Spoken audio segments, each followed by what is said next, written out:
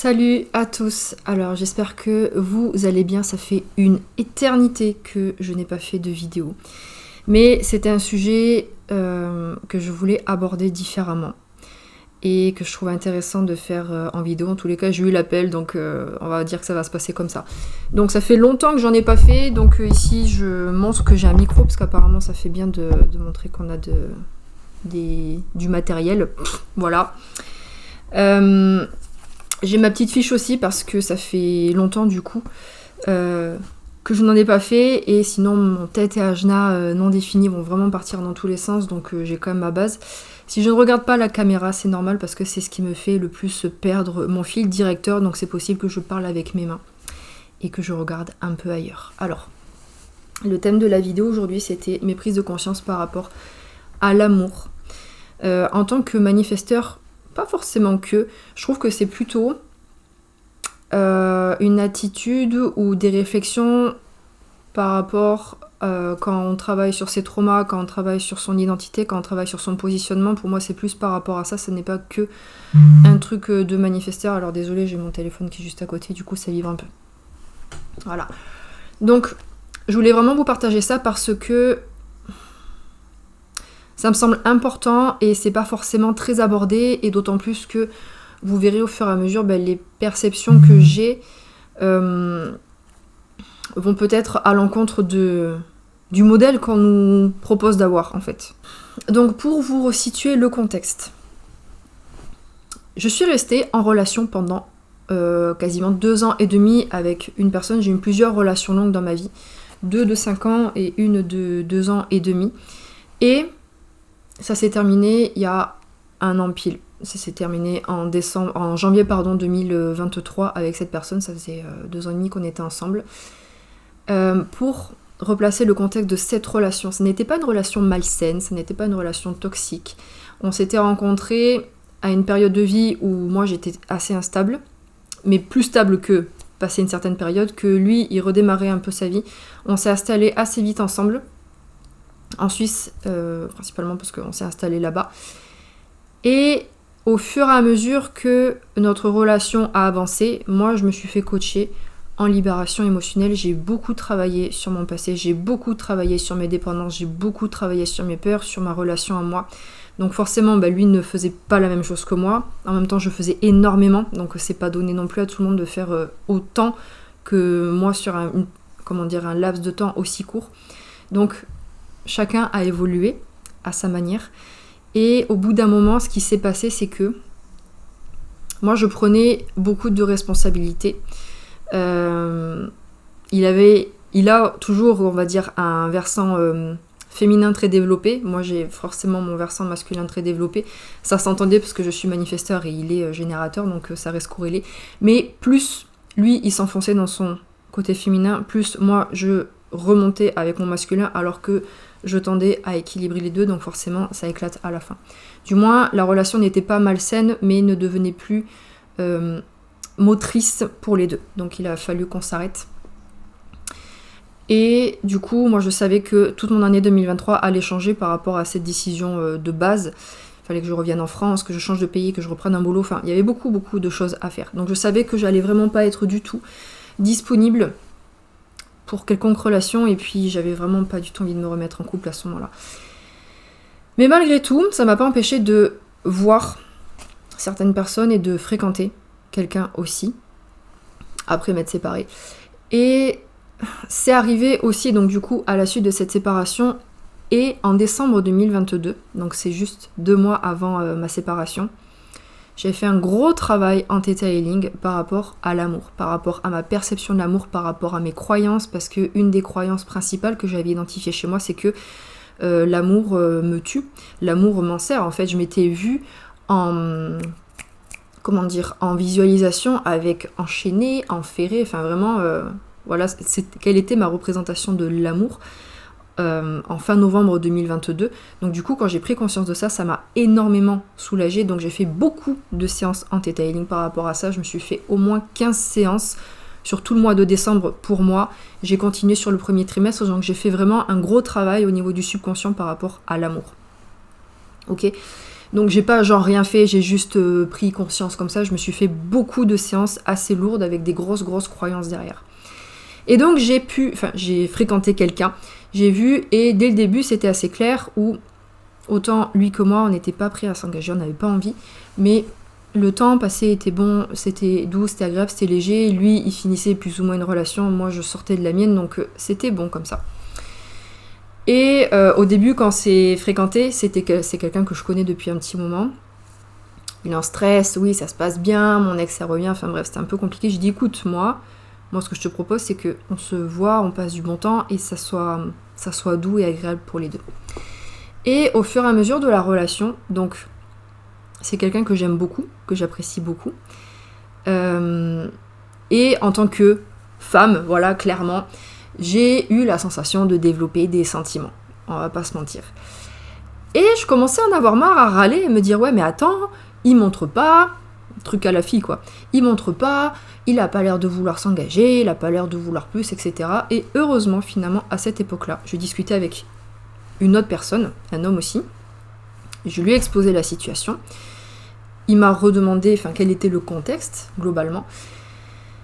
Donc je lui ai dit que dès le début, ça avait été assez clair écoute, pas de prise de tête, pas d'engagement plus que ça, parce qu'aucun des deux n'était prêt, et on va dire du bon temps et de l'apaisement. Si chacun pouvait s'apporter de l'apaisement, c'était bon. Et clairement, il m'a dit, mais tu sais que c'est toi qui as conditionné la relation, en posant ça comme mot. Et là, j'étais là, eh ben merci. Parce que je voyais que même moi, je commençais à re-rentrer dans le truc de dépendance, de attente, de il en fait pas assez, de j'en veux plus, mais j'ose pas trop le dire, le truc... pas très sain et pas très équilibré finalement. Et quand ce mec là à côté m'a dit mais c'est toi qui as complètement conditionné la relation en disant bah oui on se voit avec légèreté, avec bien-être, avec bienveillance, etc. Et là ça a fait vraiment un 180 dans ma tête en mode alors déjà de 1 il avait raison parce que c'était vrai, de 2 effectivement je suis manifesteur, c'est moi qui ai posé les mots comme ça, ce garçon est cet autre homme est générateur manifesteur donc plutôt dans la réponse. Et sur le coup, je me suis dit, mais en fait, lui, il a pas changé. Il a été... je vois pas mon épaule, ça me perturbe. Il est resté fidèle, en fait, à ce qu'on s'était dit depuis le début. Donc, oui, léger, présent, mais pas trop non plus. À pas trop demander, à pas trop rajouter, etc. Et sur le coup, déjà, ça m'a vraiment fait prendre conscience par rapport à moi que, ouais, j'ai initié cette relation comme ça. Oui, c'est finalement exactement ce que j'avais demandé au début. Et que finalement c'était sain comme ça en fait dans l'idée. Et la relation a fait que je me suis pas non plus interdit de ressentir des sentiments. Voilà. Mais très clairement pour moi dès le début je sentais, ça me perturbe, j'ai l'impression, mes épaules elles sont pas droites. En fait dès le début je sentais que je ressentais quelque chose pour cet homme là. C'était pas du sentiment amoureux, mais pour moi c'est très clair depuis le début, c'est pas du sentiment amoureux. Ce sont des sentiments peut-être au-delà, j'ai pas forcément les mots derrière, mais c'est au-delà du sentiment amoureux parce que quand on me dit est-ce que tu ressens des sentiments amoureux pour cette personne-là, pour moi c'est limite enfermant, c'est limite restrictif. Non, c'est pas ça, c'est au-delà de ça, mais en dehors des attentes, en dehors des expectations, en dehors du besoin de projection, etc. C'est au-delà d'un sentiment amoureux. C'est très étrange comme sensation. Et c'est aussi un homme à qui je me suis pas privée de dire que je l'aimais beaucoup. Parce que pour moi, c'était ça, mais ce n'était pas un je t'aime de possession. Qu'on peut avoir, je précise, dans le sentiment amoureux. Celui qu'on voit, qui est un petit peu dépeint comme l'idéal, dans les films hollywoodiens, sur les réseaux, dans tout ce qu'on nous dit depuis le début, dans lequel peut-être certains d'entre nous ne se retrouvent pas du tout. Mais encore une fois, c'est parce qu'on vit aussi dans un monde où on reçoit encore l'injonction de « Ah mais si t'es pas jaloux, t'es pas amoureux ». Bon, voilà, on vit dans ce genre d'injonction aussi, il faut en être conscient. Et quand on sort, moi je me suis confrontée en fait à ce que je ressentais, donc oui des sentiments, oui de l'amour, non pas du sentiment amoureux, non pas d'attente. Alors si je dis qu'il n'y en a pas, ce serait mentir, mais beaucoup moins que dans une relation, on va dire, amoureuse, classique qu'on peut voir, on va dire, globalement. On se dit, mais c'est c'est moi qui suis complètement à l'ouest. Et finalement, c'est tellement reposant.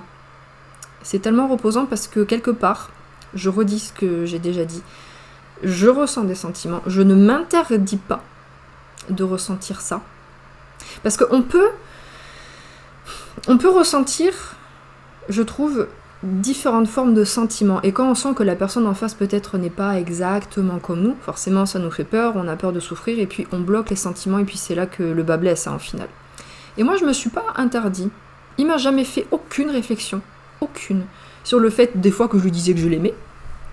Voilà, il m'a jamais fait de réflexion par rapport à ça, il a pas forcément mis de distance. En fait, autant l'un que l'autre, et c'est ça que je trouvais assez beau, parce que je trouve que c'est quelque chose qui se retrouve assez souvent, du moins dans les expériences que j'ai avec les générateurs manifesteurs particulièrement, c'est chacun ressent l'espace dont l'autre a besoin et le laisse faire. Alors ça peut exister avec tout le monde, il n'y a pas de souci, mais je trouve que les GM particulièrement, ils ont ce besoin d'espace, les manifesteurs ont ce besoin d'espace, et quand les deux en ont conscience ou même pas, en fait, chacun vit dans son espace et avance en même temps. En parallèle. Et de temps en temps, ça fusionne, etc. En tous les cas, c'est ce que j'observe particulièrement. Et là, ça a été le cas. Donc, c'était finalement quelque chose d'assez libre. Moi, j'étais pas en côté needy, en côté absolument, je suis dans le besoin, hein, j'ai besoin que tu me dises quoi. Donc ça, c'était intéressant. Deuxième autre point que j'ai trouvé assez cool.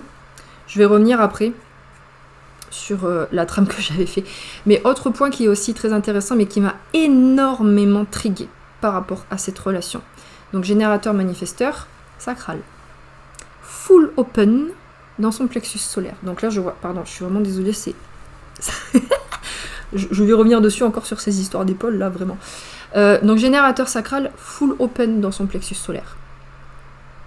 Donc pour les personnes qui regarderont cette vidéo, si ça peut vous aider par rapport à ce que vous ressentez, vous me le direz. Parce que moi, ça a été très compliqué de comprendre les codes d'un full open émotionnel avec qui, du coup, j'avais plus d'intimité. Parce que j'en connais quelques-uns des full open, c'est pas facile mutuellement de se comprendre. Dans le sens où moi je vais vivre mon émotionnalité, je vais voir en fait la vie sous le prisme des émotions. Les full open, ils vont voir la vie sous le splénique, sous le sacral, et ce sont des angles de vision tellement différents. Et du coup, moi c'est vrai que j'étais confrontée à un homme qui était pas du tout expressif. Pas du tout. J'avais aucun repère. Et c'est vrai que les 2-3 premiers mois, j'étais plus dans l'attente, dans les besoins et dans le côté légèrement needy, même si je me sentais pas forcément, mais je recherchais des repères en fait, et je ne les trouvais pas. Et ça c'est... Attends, je vais mettre... Oh, on peut pas le voir plus. Comme ça fait vraiment pro que j'ai un micro. Et j'arrivais vraiment pas à trouver des repères au niveau de ses émotions, parce que full open... Voilà, c'est quelqu'un d'empathe, c'est quelqu'un qui prend à cœur en fait quand les gens ils ont des émotions autour de lui, mais qui va pas forcément les montrer, qui va pas forcément être à l'aise du tout dedans, qui va les fuir quelque part aussi, mais pas violemment, du moins avec moi c'était pas violent du tout. Mais moi j'avais aucun repère, donc je peux vous garantir que si vous êtes émotionnel face à un full open emo, ou si vous êtes full open emo face à un émotionnel, je pense que ça prend du temps, parce que vraiment... L'émotionnel va chercher un point de repère chez le non-émotionnel, le full open particulièrement émo. Et c'est très... ça apporte beaucoup de nervosité, je peux vous le dire. Moi, ça m'a rendue très nerveuse. Je testais un petit peu pour avoir des retours. En fait, je n'en avais pas. J'avais strictement rien à quoi me raccrocher. Et quelque part, ça m'a énormément en fait ramené à moi. Ça m'a ramené à moi à m'auto-rassurer en fait, finalement, en tant que femme dans une relation avec un homme qui... Enfin, j'ai été dépendante, franchement, dans des relations, j'étais clairement dépendante, je faisais beaucoup de choses par rapport à l'autre, principalement. Selon comment je suis, je peux être pas soumise, mais très autre dépendante, en fait. Et là, ça m'a vraiment ramené, ça a fait un peu effet miroir. Non pas qu'il me renvoyait mes émotions, mais vu qu'il me renvoyait rien, et ben du coup, j'ai fait confiance à ma vérité. C'est pour ça qu'aussi à ce moment-là, quand j'ai dit je me suis autorisée à ressentir tout ce que je voulais, c'est-à-dire que même en fait, maintenant ça fait un peu le titre, c'est comme si j'avais même pas de reflet à moi qui me revenait par rapport à mes propres émotions. En fait, c'était moi avec mes émotions. Donc du coup, je me suis dit, mais en fait, j'ai envie de ressentir. des sentiments. Je ne veux pas me brider, je les ai ressentis. Je ne vais pas tout partager parce que je sais que ça l'aurait plus gêné qu'autre chose, mais je ne me suis pas bridée de ce côté-là. Et ça, c'était très simple parce que ça m'a appris à ressentir, à garder pour moi, à partager un petit peu en fonction d'eux, mais à m'auto-nourrir en fait avec ces émotions-là, ces sentiments-là. Et c'est ça que j'ai trouvé vraiment intéressant. Donc non seulement dans le changement de perception par rapport à l'amour, où vraiment j'ai senti que ça n'est pas du sentiment amoureux, c'est au-delà de ça. C'est bien plus fort que ça va bien plus loin que ça. Je dirais pas qu'on est dans un truc de flammes jumelles, commencez pas avec... j'ai rien contre les flammes jumelles, mais commencez pas à rentrer dans ce délire-là, parce que c'est pas du tout mon combat, et ça m'intéresse pas du tout, du moins actuellement. C'est même pas la question, parce que pour moi on n'est vraiment pas du tout dans ce genre de choses-là. Mais c'est dans un ressenti d'une liberté, c'est plus au niveau de la liberté du ressenti, voilà, c'est ça que je veux dire, c'est...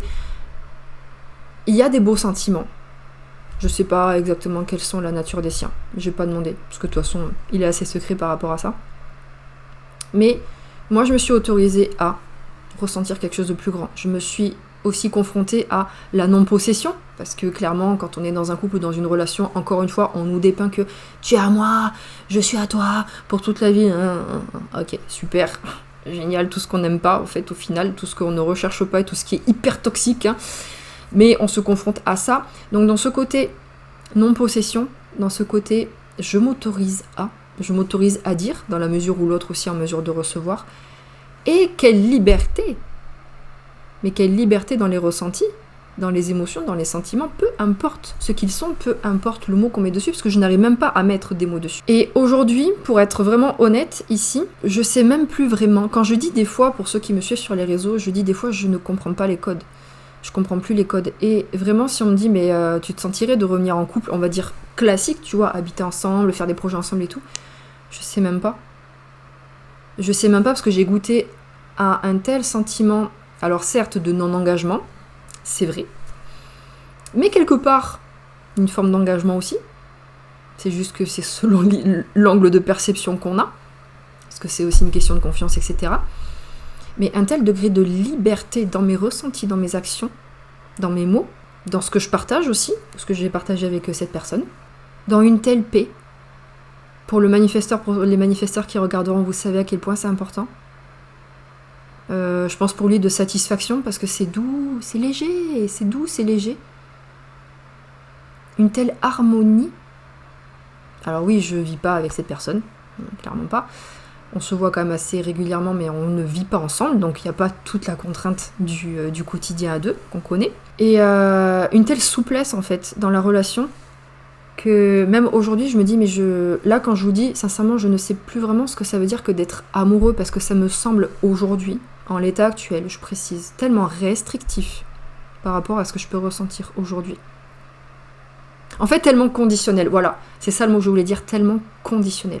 Et ce que je ressens, ça n'est pas forcément de l'amour inconditionnel non plus. Ça, alors, je vais aller sur deux versants. C'est une forme d'amour inconditionnel parce que je me sens l'accepter tel qu'il est. Je me sens pas chercher à le changer. Des fois, je demande des choses parce que oui, j'ai des besoins aussi, je suis très tribale, donc j'ai des besoins auxquels il répond, ou pas. Mais au moins, je les ai exprimés. Donc c'est une forme d'amour inconditionnel dans le sens où on ne cherche pas à se changer. Il a jamais dit quoi que ce soit, que j'étais trop, que j'étais pas assez, que... Voilà. Des fois il me disait que je suis relou parce que des fois je suis relou et j'adore titiller, voilà. Mais pas d'un point de vue négatif ou d'un point de vue confronté, tu vois. Donc oui, c'est une forme d'amour inconditionnel, mais à quelles conditions cette relation a été possible? Ça a été possible parce que c'était moi, parce que c'était lui, parce que je suis comme je suis, parce qu'il est comme il est, à cet instant mutuellement de nos vies, et dans le timing précis de nos vies. Et c'est énormément de conditions, si on le voit sous cet angle-là. Enfin, moi, personnellement, c'est ce qui m'a fait tilt un peu hier, quand j'y ai pensé. Il y a énormément de conditions pour que cette relation, d'un point de vue design humain, on sait que c'est comme une composite, hein, cette relation a pu être là, peut être là encore. Pour un temps, je ne sais pas du tout. J'ai pas du tout de projection par rapport à ça. Donc pour moi, c'est vraiment un mélange de... Voilà, on est vraiment dans quelque chose à la fois d'inconditionnel qui élargit tellement fort. Et franchement, c'est un amour que je ressens. Franchement, c'est pas amoureux. Je vous jure que c'est... Enfin, actuellement, je ne le ressens pas comme amoureux, mais c'est tellement fort et tellement... Vous voyez, comme une bulle qui s'expand. Tellement. Et c'est Véronique aussi qui m'avait pas mal orientée par rapport à ça, parce que je lui en avais parlé, et je lui ai dit, j'avais besoin d'échanger, je me dis, mais c'est vraiment étrange, parce que c'est pas des sentiments que je connais, ça. C'est pas des sentiments que je connais. Parce que moi, j'ai un tempérament, alors maintenant, je ne sais pas, parce que du coup, je me connais pas avec ces nouveaux paramètres en couple, mais quand j'étais en couple, il y avait un côté un peu sacrifice, quelque part, qu'on fait un peu tous, hein, parce qu'il faut s'adapter aussi au couple. Mais il y avait ce côté où il y avait pas mal de conditions. Et c'est là qu'elle m'a dit quelque chose d'assez intéressant. C'est que en anglais, ils font la distinction entre like and love. Je trouvais que c'était assez vrai, parce que là, on est vraiment dans... Je rêverais même pas forcément lequel dire. Mais je t'aime sans être amoureuse de toi. C'est comme l'amour qu'on peut avoir envers des enfants ou des personnes de notre entourage. On les aime très profondément. Mais c'est pas du sentiment amoureux. Et là, c'est un petit peu pareil, avec peut-être un peu plus d'intensité, parce que il y a un partage qui est différent. Mais en français, pour le coup, on n'a pas cette nuance-là. On dit j'aime, je t'aime. Oui, mais ça peut être je t'aime tellement, ou je suis amoureuse de toi. C'est pas exactement la même chose. Mais aujourd'hui, clairement, le terme être amoureux, j'ai un peu perdu le code, en fait, en toute transparence. Parce que, par rapport à ce que je vis là, ou ce que j'ai vécu en 2023, c'est tellement différent. Et c'est en ce sens-là où je me dis, mais je comprends plus les codes, parce que ce sont des sentiments qui sont tellement libérés, dans un espace de liberté que chacun se laisse, que quand... vous voyez, quand je vois des personnes ou des mecs essayer de me parler, en essayant d'appuyer, vous savez, sur tous les boutons, là, voir sur quoi elle réagit, la possession, fais ce que je dis, envoie-moi des nudes, passons. Et en fait, je suis là, mais je regarde, et je vous jure, mon cerveau, il comprend pas. Je suis là. Je vous jure, ça sonne cru, je ne comprends pas. Donc je ne réponds pas. Du moins, je réponds que ce que j'ai envie, parce que c'est comme ça. Et parce que, aussi, quelque part, dans cette évolution, pareil, je ne sais pas du tout comment je vais réagir si j'ai une relation plus engageante après, parce que souvent, il y a les vieux démons qui remontent. Hein. Mais actuellement, je me dis, mais jamais de la vie, je veux ça, en fait. Enfin, plus du tout, je veux ça. Plus de conditions, plus de titillage. Alors, c'est vrai qu'il y a tout le côté séduction qui bouge. Parce que quand on est dans cet état-là, moi je ressens... En plus, je sais que j'ai un côté séductrice, moi, avec la 59. Elle aime trop être un petit peu dans le titillage comme ça, ma porte 59. Mais là, aujourd'hui, ça m'appelle même plus. Et c'est tellement authentique aussi ce que je vis que je préfère ne pas avoir de relation du tout. Mais avoir des relations peut-être moins dans la séduction, moins dans l'apprêtage et tout. Là, vous voyez, là, je suis quasiment apprêtée. Et, voilà le maquillage que j'ai. Mais tellement authentique, tellement apaisée, tellement apaisante, tellement libre en fait. C'est tout des codes qui changent, donc du coup, effectivement, vu que on a une grande majorité qui est encore dans ce fonctionnement de schéma toxique et de trucs un peu malsains, quand on en sort, quand on n'est pas réceptif à ça, du coup, on peut se regarder comme ça, et se sentir encore plus extraterrestre par rapport aux codes sociaux qu'on a autour de l'amour, autour des relations. C'est quand même ma réflexion, et c'est vrai que je m'en éloigne un petit peu, parce que je suis un peu dans ma bulle là. C'est agréable, c'est doux, c'est dans ma bulle. Je continue à méditer dessus, c'est pas forcément fini. Mais en tous les cas, c'était les prises de conscience que j'avais eues par rapport à l'amour en 2023. Donc je vais pas rester forcément plus longtemps sur ce point. Je pense que j'ai dit l'essentiel, je voulais vraiment vous le partager parce que ça me semblait quand même important, en tout cas. Et au plaisir d'avoir vos retours. Si vous êtes dans cette démarche-là, juste j'ai envie de vous dire, ne vous sentez pas seul. Comme j'aime bien le dire, il y a des fois... Vous savez, on dit aussi un petit peu, oui, s'il y a des trucs qui te triguent ou qui te heurtent, c'est un effet miroir, il faut travailler sur toi. Non, je suis pas d'accord. Des fois, oui, c'est vrai. Des fois, oui, c'est vrai. Parce que la remise en question, elle est saine à tous les niveaux. Mais il y a des fois, quand on travaille suffisamment sur soi, il faut s'arrêter. Du moins, pas qu'il faut s'arrêter, parce que moi, personnellement, je travaillerai toute ma vie, je pense, sur moi, avec des périodes de pause. Mais quand on s'est trouvé, ça sert à rien de se remettre en question pour des choses de bas étage. Est-ce que si moi, là, aujourd'hui, j'ai trouvé, du moins, un style qui a l'air de me correspondre au niveau des relations, je ne sais pas du tout vers quoi ça va aller, encore une fois. Hein. Je me laisse découvrir ça. Est-ce que je vais revenir? Alors que ça me trigue, hein, des fois les mecs qui m'écrivent en mode moisi là, qui essaient d'appuyer sur là où ça c'est censé faire mal. Est-ce que moi je vais revenir là-dedans alors que j'ai trouvé une version tellement plus élevée de ce que j'aspire à vivre? Pour ça, l'effet miroir, faut arrêter des fois. Hein. Oui, c'est à considérer, mais s'il n'y a pas de raison, non. On arrête là. Si on choisit de s'élever, c'est pas pour revenir hein, dans les égouts après. Voilà. C'est un peu la conclusion que je voulais dire. Donc après, c'est vrai que c'est un schéma qui n'est pas la majorité actuellement. Parce qu'on aime bien souffrir, on aime bien dans la jalousie, on aime bien dans la possessivité, dans le drama. Tous les films hollywoodiens sont dans le drama. On est les premiers à le constater. Oh là là, on change tous les plans d'une vie pour une relation. Peut-être un plan d'une vie que tu as attendu depuis tes 15 ans, ça fait 20 ans que tu l'attends, tu vas t'arrêter pour une relation que tu connais à peine, que tu as découvert là il y a 2 semaines. Oui, il y a toujours des belles histoires, c'est vrai. Elles sont là pour nous faire rêver que l'amour triomphe. Ça peut être vrai dans beaucoup de cas. Ça peut ne pas être vrai dans d'autres cas aussi. Donc voilà, c'était mes réflexions par rapport à ça. J'espère que ça vous aura plu, ça vous aura peut-être inspiré, peut-être rassuré, peut-être ouvert d'autres perspectives. En tous les cas, ça m'a bien inspiré de faire une vidéo sur ce sujet. Et au plaisir de vous en faire d'autres, ça fait un petit moment. Donc, see you.